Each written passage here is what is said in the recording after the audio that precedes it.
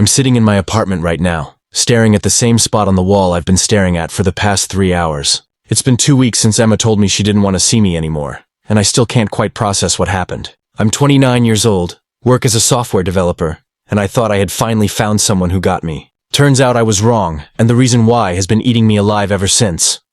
We'd been dating for about 7 months. Not a super long time, but long enough that I'd started thinking about the future, you know? Long enough that I'd introduced her to my parents and she'd met my closest friends. Long enough that we'd talked about moving in together. Maybe getting a dog. All those little things that make you feel like you're building something real with someone. Emma was incredible. Is incredible, I guess, though it feels weird to say that now. She's 27, works in marketing at a startup, has this energy about her that just lights up a room. The first time I saw her was at a coffee shop near my office. She was sitting by the window with her laptop, and something about the way she was completely absorbed in whatever she was working on just drew me to her. I'm not usually the type to approach women in public. Actually, I'm definitely not that type, but something made me walk over and ask if the seat across from her was taken. She looked up, smiled, and said it was free. We didn't talk much that first time, just exchanged a few words about the coffee and the weather, but I came back to that same coffee shop the next day, hoping to see her again. And she was there. Same spot, same laptop, same focused expression. This time I brought 2 coffees and asked if she'd like one. She laughed and said she'd already had 3 that morning, but she'd take it anyway. That's how it started. Coffee shop conversations that turned into exchanging numbers, which turned into our first real date at this Italian place she loved, which turned into 7 months of what I thought was a really solid relationship. But I'm getting ahead of myself. I need to tell you about the end to make sense of why I'm sitting here feeling like my entire sense of self has been shattered. It happened on a Tuesday evening. We were supposed to have dinner at her place. I'd been looking forward to it all day because work had been brutal. Some major bug in the code I'd been working on for weeks. My manager breathing down my neck about deadlines, the usual corporate stress. I got to her apartment around 7 p.m. with a bottle of wine and this takeout from her favorite Thai place. She opened the door, and I could immediately tell something was off. Her smile didn't quite reach her eyes. She thanked me for the food, but there was this distance in her voice that I'd never heard before. We sat down to eat, and the conversation felt forced. I asked about her day, she gave short answers. She asked about mine, I rambled about the work stress, and she just nodded along without really engaging. After about 20 minutes of this awkward dinner, she put down her fork and said, "We need to talk." My stomach dropped. Everyone knows that phrase. Nobody ever says we need to talk before telling you something good. I tried to play it cool, said, "Okay, what's up?" But my voice came out weird and strained. She took a deep breath and said she'd been doing a lot of thinking lately about us, about our relationship, about where things were going, and she'd realized that she didn't think we were right for each other long term. I felt like I'd been punched in the chest. I asked her what she meant, what had changed, if I'd done something wrong. She said no, I hadn't done anything wrong exactly. It was more about who I was fundamentally as a person. And then she said it. The thing that's been replaying in my head nonstop for 2 weeks. "You're not confident enough for me, Jake. And I don't think that's something that's going to change." I just stared at her. Not confident enough? What did that even mean? I asked her to explain, and what followed was probably the most brutal conversation I've ever had in my life.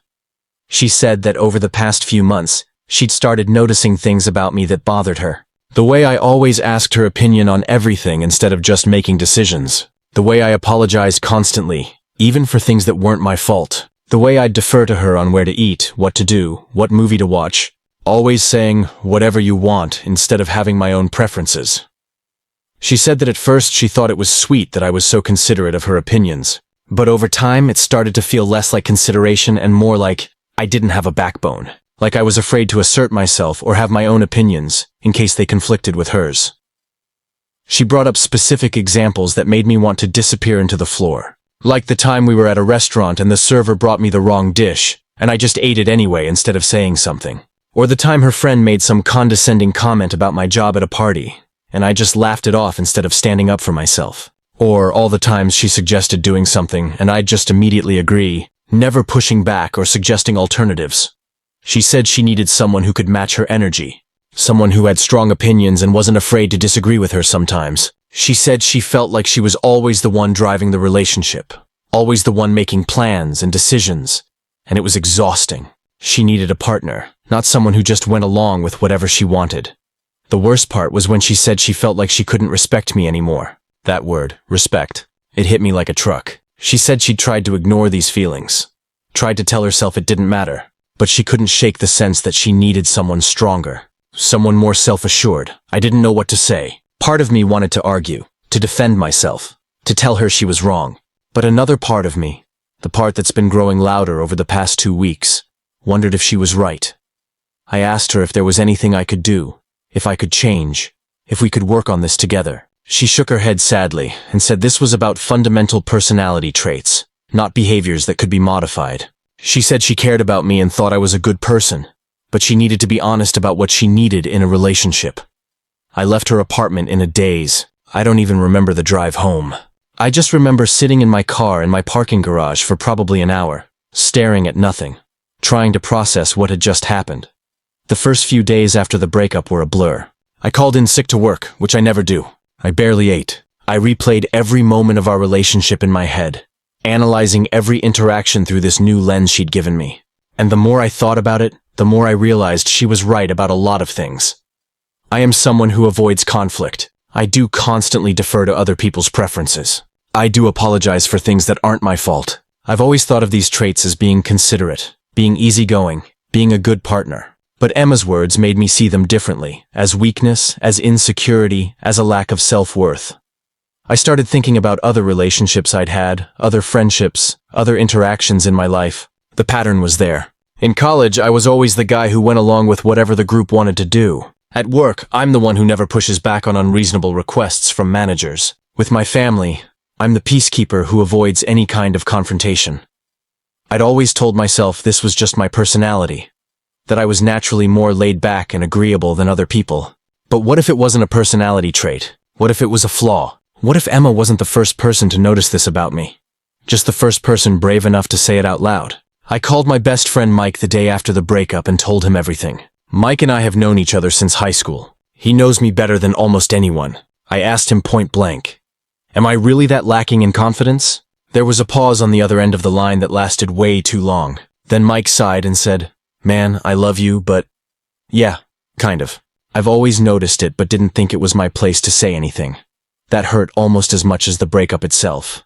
Mike explained that he'd watched me in various situations over the years and noticed how I'd often shrink myself to fit whatever the situation required, how I'd downplay my accomplishments, how I'd avoid taking credit for things, how I'd let people walk over me without saying anything. He told me about this time in college when we were at a party and some drunk guy spilled beer all over me and I just laughed it off and said it was fine, even though the guy was clearly being an asshole and didn't apologize. Mike said he'd been ready to confront the guy, but I stopped him, said it wasn't worth it, led him away. He said at the time he thought I was being mature, but looking back, he realized I was just avoiding conflict because I was uncomfortable with confrontation. I asked Mike if this was something he thought I could change. He said he didn't know, but that self-awareness was probably the first step. He suggested I might want to talk to a therapist about it, figure out where this pattern came from and how to break it. So that's what I did. I found a therapist who specializes in self-esteem and confidence issues. I've had 3 sessions with her so far, and it's been intense. Eye-opening, but also really painful. She's been asking me about my childhood, my relationship with my parents, my early experiences with asserting myself, and a picture has started to emerge that's making a lot of things make sense. I grew up in a household where conflict was scary. My parents fought a lot when I was a kid, not physically, but loud arguments that would last for hours. I remember being maybe 6 or 7 years old, hiding in my room with my hands over my ears, wishing they would just stop yelling. Eventually they divorced when I was 10, and the fighting got even worse during the custody battles and all that mess. I think somewhere in those formative years, I learned that having strong opinions, asserting yourself, standing your ground, all of that led to conflict. And conflict was terrifying and led to bad outcomes. So I became the kid who never caused problems. The kid who always said yes, who went along with whatever would keep the peace, who made himself small and agreeable so that nobody would fight. That behavior got reinforced over time. Teachers loved me because I was so well behaved. My parents, stressed from the divorce and their own issues, appreciated that I was the easy child who never gave them trouble. My friends liked that I was always down for whatever they wanted to do. I got positive feedback for being agreeable, so I kept being agreeable. But somewhere along the way, agreeable became doormat, and I never learned how to assert myself in healthy ways because I'd spent my whole life avoiding any situation that might lead to Conflict. My therapist asked me to start keeping a journal of moments where I noticed myself shrinking or avoiding asserting my needs. Just in the past week, I've documented dozens of instances. At work, when my manager asked if I could stay late to fix something that wasn't my responsibility, I said yes, without hesitation, even though I had plans. At the grocery store, when someone cut in front of me in line, I didn't say anything. When my roommate left dishes in the sink for the third day in a row, I just washed them myself instead of asking him to clean up after himself. None of these things are huge on their own, but together they paint a picture of someone who doesn't value his own time, his own needs, his own boundaries. Someone who's so afraid of conflict or disapproval that he'll sacrifice his own comfort to avoid it. Writing all this down has been making me angry, actually. Not at Emma, well, maybe a little at Emma for how she said it, but mostly at myself. I'm angry that I'm 29 years old, and I'm just now realizing this pattern. I'm angry at all the times I let people take advantage of me. I'm angry at how much of my life I've spent trying to make other people comfortable at the expense of my own needs. But I'm also trying not to be too hard on myself. My therapist keeps reminding me that these patterns developed for a reason. As coping mechanisms for a difficult childhood, they served a purpose at the time. The problem is that I never evolved beyond them. I'm still operating on programming that was installed when I was a scared kid trying to navigate his parents' divorce. I've been thinking a lot about what confidence actually means. I used to think confident people were the loud ones, the ones who dominated conversations and always had to be right. But I'm starting to realize that's not confidence. That's often insecurity masquerading as confidence. Real confidence, I think, is quieter. It's knowing your own worth without needing external validation. It's being able to state your preferences without apologizing for them. It's standing up for yourself when necessary without being aggressive. It's being comfortable with the fact that not everyone will like you, and that's okay. I don't have that yet, but I'm working on it. My therapist gave me homework this week. Small assignments to practice asserting myself in low-stakes situations. Order something specific at a restaurant, and if they get it wrong, politely ask them to fix it. Express a preference when someone asks where I want to eat. Practice saying no to requests without over-explaining or apologizing. It sounds so simple, but it's been incredibly hard. Yesterday, a coworker asked if I wanted to grab lunch and suggested a place I don't really like. My instinct was to just say sure, whatever, but I pushed through the discomfort and said, actually, I'm not really in the mood for that place. What about other restaurant instead? Such a small thing, but my heart was racing when I said it. And you know what? My coworker just said, sure, sounds good, and that was it. No conflict, no anger, no rejection. The catastrophic outcome I'd built up in my head didn't happen. I've been doing a lot of reading about this stuff too. Books about assertiveness, articles about building self-esteem, even some stuff about attachment theory and how childhood experiences shape adult relationships. It's fascinating and depressing in equal measure. One book I read talked about the difference between self-esteem and self-confidence. Self-esteem is how you feel about yourself overall, your sense of worth as a person. Self-confidence is your belief in your ability to handle specific situations. You can have high self-esteem but low self-confidence in certain areas, or vice versa. I think my issue is that I have low self-esteem masquerading as low self-confidence. On the surface, it looks like I'm just not confident in social situations or decision-making. But underneath, it's really that I don't feel worthy of having my needs met or my opinions valued. I don't feel like I deserve to take up space in the world. That's a hard thing to admit. It feels pathetic to write it out. But my therapist says that naming the problem is the first step to fixing it. I've also been thinking a lot about Emma, and whether she could have handled things differently. Part of me is angry at her for giving up on us, instead of trying to work through this together. If she'd noticed these patterns months ago, why didn't she say something? Why did she let it build up until she couldn't respect me anymore, and then just ended things? But another part of me gets it. It's not her job to fix me. She's not my therapist or my mother. She's a 27-year-old woman who knows what she wants in a partner, and I wasn't it. That hurts, but it's not unfair of her. And honestly, if she had tried to change me, would that have been better? Would I have responded well to her trying to make me more confident? Probably not. I probably would have felt criticized and gotten defensive. Maybe the only way I was going to actually confront this issue was by hitting rock bottom, by having someone I cared about tell me point blank that my lack of confidence was a deal breaker. I've been tempted to reach out to her, to tell her I'm working on myself, that I'm in therapy, that I'm changing. Part of me wants her to know that her words didn't just devastate me, they woke me up. Another part of me wants to prove to her that I can be the confident person she wanted. But my therapist advised against it. She said I need to do this work for myself, not for Emma or any other woman. If my motivation for change is external, trying to win someone back or prove something to someone else. It won't stick. I need to want to be more confident for my own sake, because I deserve to live a life where I'm not constantly shrinking myself. She's right, of course, but it's hard not to wonder, what if? What if I'd been more self-aware earlier? What if I'd worked on this stuff before I met Emma? Would we still be together? I guess I'll never know, and maybe that's okay. Maybe Emma was supposed to be the catalyst, not the endgame. I've started noticing things in my daily life that I never paid attention to before. How some people just naturally take up space. In conversations, in physical spaces, in decision-making. They don't apologize for existing. They don't hedge every statement with, "I might be wrong, but," or, "This is probably a stupid idea, but," they just say what they think and move on. I watched a guy at a coffee shop the other day, different coffee shop. I can't go back to the one where I met Emma. It hurts too much. He was probably my age, and the barista made his drink wrong. He didn't make a big scene, but he calmly said, "Hey, I ordered this iced, not hot," and they remade it. So simple. But I realized if that had been me a month ago, I would have just drunk the hot coffee and been annoyed about it internally. I'm trying to model that kind of casual assertiveness, to see requesting what I actually want as normal, not aggressive or demanding. Work has been interesting too. Last week in a meeting, my manager proposed a timeline for a project that I knew was completely unrealistic. Old me would have just nodded and then stressed about trying to meet the impossible deadline. New me took a breath and said, "I don't think that timeline is feasible given the scope of work. I think we'd need at least 2 more weeks to do this properly." My manager looked surprised.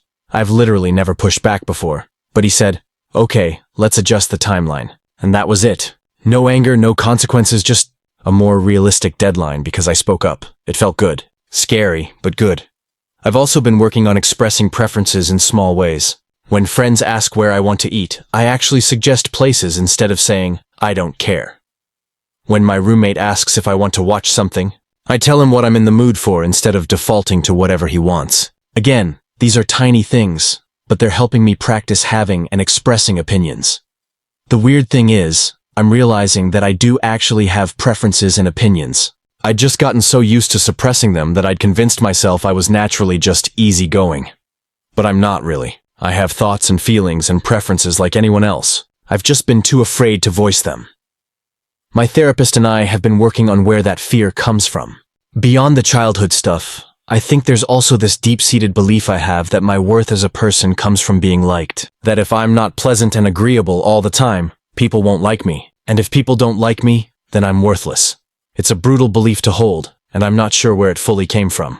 Maybe from being the kid whose parents were too wrapped up in their own drama to really see him. Maybe from being naturally more introverted and feeling like I had to compensate by being extra nice. Maybe from early experiences of rejection that I internalized in unhealthy ways. Whatever the source, it's been running my life without me even realizing it. Every time I suppress my own needs to accommodate someone else, I'm essentially saying, "Your needs matter more than mine." Every time I apologize for things that aren't my fault, I'm saying, "My existence is an imposition." Every time I avoid conflict, I'm saying, "Peace at any cost, even if the cost is my own well-being." I don't want to live like that anymore. My therapist gave me this exercise where I'm supposed to practice completing the sentence. I am worthy of, with different endings. I am worthy of respect. I am worthy of having my needs met. I am worthy of taking up space. I am worthy of being heard. It feels cheesy as hell saying these things out loud, but she says that over time, if I repeat them enough, they'll start to feel true. Right now they feel like lies, but maybe that's the point. To fake it until I make it. To practice believing these things until my brain catches up. I've been thinking about dating again, even though it's only been 2 weeks. Not because I'm over Emma, I'm definitely not, but because I'm curious how I'd show up differently now. Would I be more assertive? Would I state my preferences? Would I be comfortable with the possibility that someone might not like me? But I'm not ready yet. My therapist thinks I need to build a stronger foundation first. To practice these new behaviors in lower stakes relationships, with friends, with coworkers, with family, before trying them out in the high stakes world of dating. She's probably right. I need to prove to myself that I can be more confident, that I can assert myself, before I try to prove it to someone else. I've been thinking a lot about what kind of partner I want to be in my next relationship. Not for Emma, that ship has sailed, but for whoever comes next. I want to be someone who has his own opinions and isn't afraid to share them. Someone who can have healthy disagreements without shutting down. Someone who takes up his fair share of space in the relationship instead of constantly deferring. But I also don't want to overcorrect and become some aggressive, domineering asshole. There's a balance I'm trying to find between being too passive and being too aggressive. It's called assertiveness, apparently. Being able to stand up for yourself while still respecting others. Having boundaries while still being flexible. Being confident without being arrogant. I don't know if I'll ever get there fully. But I'm trying, and trying feels better than not trying, which is what I've been doing for the past 29 years. One thing that's been helping is imagining what I'd tell a friend who was going through this. If Mike came to me and said he was struggling with confidence, that someone had broken up with him for being too passive, what would I say? I'd probably tell him he's not worthless, that this is something he can work on, that it's brave to confront these patterns instead of running from them. I need to give myself that same compassion. This is hard. Changing fundamental aspects of how you interact with the world is really fucking hard. But it's possible. And it's necessary. I've been journaling every day, which is something I never did before. Writing down my thoughts and feelings, tracking the moments where I assert myself and the moments where I don't, reflecting on what triggers my old patterns. It's helping me see things more clearly. One pattern I've noticed is that I'm much more likely to be passive in situations where I feel like the other person has more power or authority. With my boss, with my dad, with people I perceive as more confident or successful than me. It's like I automatically defer to them because I don't feel worthy of being their equal. But with people I perceive as less than me, which is rare, because I generally think everyone is better than me, I'm a bit more comfortable asserting myself. It's like I have this internal hierarchy where I place myself pretty low, and that determines how I interact with people. My therapist says this is common with low self-esteem. You create these hierarchies and place yourself near the bottom, and then you interact with the world from that position. The goal is to get to a place where I see myself as inherently equal to others. Not better, not worse, just equal. Where I don't automatically assume other people's needs and opinions matter more than mine. That feels like a long way off, but I can see glimpses of it. In moments where I assert myself and the world doesn't end. In moments where I state a preference and people just go along with it. No big deal. In moments where I realize that my fear of conflict is way bigger than the actual conflict would be. I miss Emma. That's the truth underneath all this self-improvement talk. I miss her laugh, her energy, the way she'd scrunch her nose when she was thinking. I miss having someone to text throughout the day, someone to make plans with, someone who felt like home. But I also know that the version of me she broke up with wasn't someone I want to be anymore. And maybe that's the real gift she gave me. Not our relationship, but the breakup. The wake-up call that I desperately needed, but would never have sought out on my own. If we ran into each other today, I don't know what I'd say to her. Maybe thank you. Maybe I'm sorry for not being what you needed. Maybe I'm working on it. Maybe all of the above. But probably I wouldn't say anything. I'd just smile, be polite, and let her move on with her life. Because this journey I'm on isn't about winning her back. It's about finding myself. The real me, underneath all the layers of people-pleasing and conflict avoidance and self-shrinking. I don't know who that person is yet, but I'm starting to catch glimpses of him, and I think I'm gonna like him when he fully emerges. It's been 2 weeks since Emma told me I wasn't confident enough. 2 weeks of pain and reflection and hard work. And while I'm not anywhere close to being fixed, if that's even a thing, I'm starting to understand what confidence actually means. It's not about being loud or dominating conversations or never feeling uncertain. It's about knowing your own worth. It's about having boundaries and enforcing them. It's about believing that your thoughts and feelings and needs matter just as much as anyone else's.